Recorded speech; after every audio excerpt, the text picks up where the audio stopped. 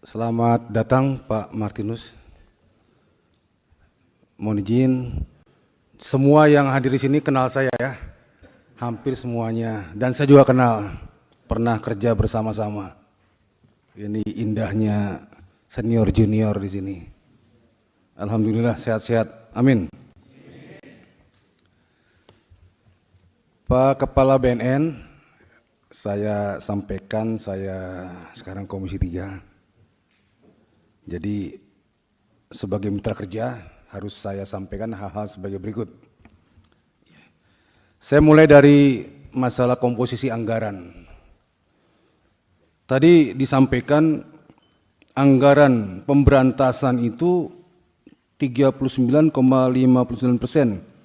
atau 971 miliar. Sedangkan anggaran pencegahan ditambah anggaran pemberdayaan masyarakat itu hanya 3,65% kalau digabung, jadi 89 miliar, sekian. Ini 10 banding 1 lah. Ya, antara anggaran pemberantasan dengan pencegahan 10 banding 1. Ini sebenarnya domplang ya. Jadi komposisi ini mungkin ke depan perlu dibenahi. Kenapa demikian? Karena menurut pengalaman kita semua, apapun masalah kriminal itu, konsep hukumnya hampir sama, kejadiannya hampir sama, pencurian, ya, kemudian penipuan dan lain-lain. Nah, narkoba juga demikian. Saya melihatnya di bidang supply and demand. Supply itu berarti yang memasukkan, yang mengisi narkoba ke Indonesia, supply, baik dari luar maupun dari dalam. Kemudian demand itu permintaannya. Kalau nggak ada demand, nggak ada supply. Ada supply yang nggak diminta juga nggak laku supply-nya. Jadi narkoba ini, BNN ini memerangi dua sisi. Memerangi supply itu dengan pemberantasan, memerangi demand dengan pencegahan. Dua-duanya ini operasi besar. Tapi lihat komposisi anggarannya nggak seimbang. Kalau kita bisa menghilangkan demand, supply-nya nggak laku. Tapi kalau kita perangi pemberantasan supplier itu tanpa demand-nya dibenahi, ya ada terus kucing-kucingan terus. Nah, komposisi anggaran untuk mencegah memerangi demand ini perlu juga dibuat seimbang. Ya, untuk tadi supaya tidak ada yang mau membeli menggunakan narkotika.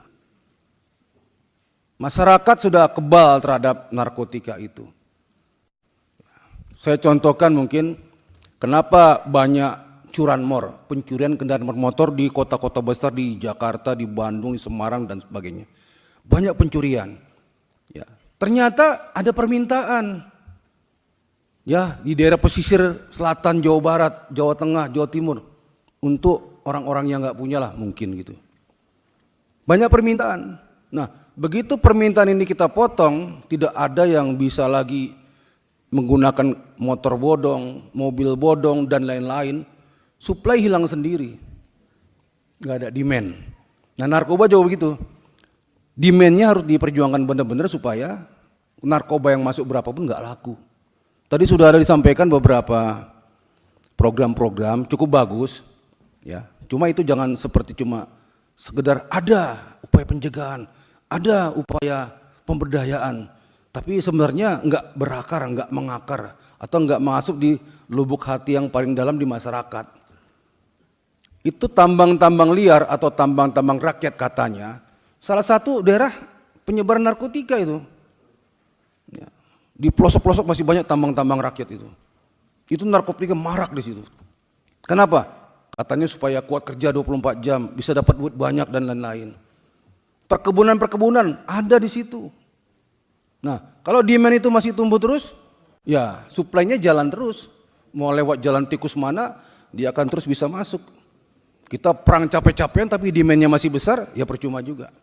Nah, komposisi anggarannya itu coba dibuat lagi supaya perang besar dua ini bisa sama-sama mengimbangi. Perang untuk pemberantasan, perang untuk demand dari masyarakat itu dihilangkan. Ini Pak Ketua ya, Pak Kepala ya. Nanti diangkat lagi tuh, apa sih pencegahan itu? Seluas apa sih? Sasarannya siapa sih? Ya, itu perang besar juga sebenarnya, perang pencegahan itu, bukan hanya perang pemberantasan. Yang kedua, masalah anggota Polri. Anggota Polri ini rawan ya, rawan keterlibatan terhadap narkotika, rawan sekali. Karena ada ediknya dua di situ. Edik masalah sekali coba-coba keterusan, apalagi kasih gratis sama bandar itu. Anggota Polri dikasih gratis, coba lama-lama edik. Itu edik pertama. Edik kedua duitnya gede. Anggota diperdaya, pakaian seragam, dikasih 1 kilogram, tolong bawa ke sana Pak. Sekali bawa cuma 10 menit atau 20 menit atau 1 jam, uangnya bisa gede di situ. Nah, ini ediknya dua, edik pengguna narkoba, edik masalah dia dapat berapanya. Ini besar. Ini bisa melingkupi semua anggota Polri, di BNN juga demikian. Di aparat penegak hukum lain juga demikian. Nah, ini masalah tersendiri di internal ya. Kemarin Pak Kapolri sudah langsung yang terlibat pecat, siapapun dia. Itu salah satu solusi. Nah, di BNN juga demikian, hati-hati, ediknya berat sekali, masalah narkobanya juga masalah duit yang diberikan oleh para bandar-bandar itu.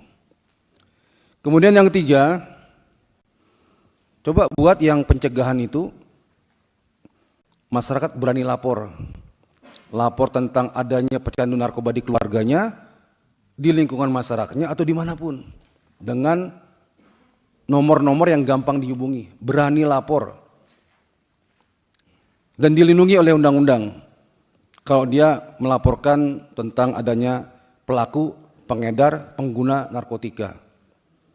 Buat hotline yang wow gitu, supaya mereka mudah untuk menghubunginya. Kemudian masalah narkoba dari internal Indonesia, kan kita sudah sering dengar dan dapatkan dan tindak. Lapas-lapas itu basic ternyata, basis, ada laboratorium, ada peredaran dan sebagainya. Sampai sekarang terulang dan terulang lagi. Ini sejauh mana BNN ini koordinasinya ya? Orang yang pelaku narkoba, bandar narkoba, pengedar narkoba masuk ke lapas, malah di sana bersemi, berkembang, tumbuh, berproduksi lagi. Ditindak, muncul lagi, ditindak, muncul lagi. Nah itu tadi, edik narkoba, edik duitnya, besar sekali. Lakukan kerjasama yang komprehensif dan tidak terdengar lagi nanti adanya lapas-lapas jadikan sarang narkoba. Kemudian masalah narapidana narkoba. Ini masalah umum kita. Kita tahu bersama bahwasanya penjara kita itu 50% ke atas penghuninya pelaku narkoba. Dan itu membebani sangat keuangan negara untuk ngurusin mereka itu. Baik pengedar, bandar maupun pengguna. Di luar negeri mungkin komposisinya ada yang sama, ada juga membuat sistem yang lain supaya tidak penuh lapas kita dengan pelaku narkoba atau pengguna narkoba. Ini dikoordinasikan lagi, ya. Separuh lebih itu pengguna narkoba. Diapakanlah ya, direhabilitasi atau suruh kerja paksa atau kerja sosial dan lain-lain. Hukum-hukumannya yang beda. Dan memang dari pengalaman di lapangan, pelaku narkoba itu salah satu cara untuk, terutama pengguna ya, supaya dia tidak lagi menggunakan narkoba adalah hijrah. Hijrah itu ya pindah tempat, pindah situasi yang baru. Kalau tobat, terus kembali ke kampung situ lagi, ya kumat lagi. Itu salah satu solusi.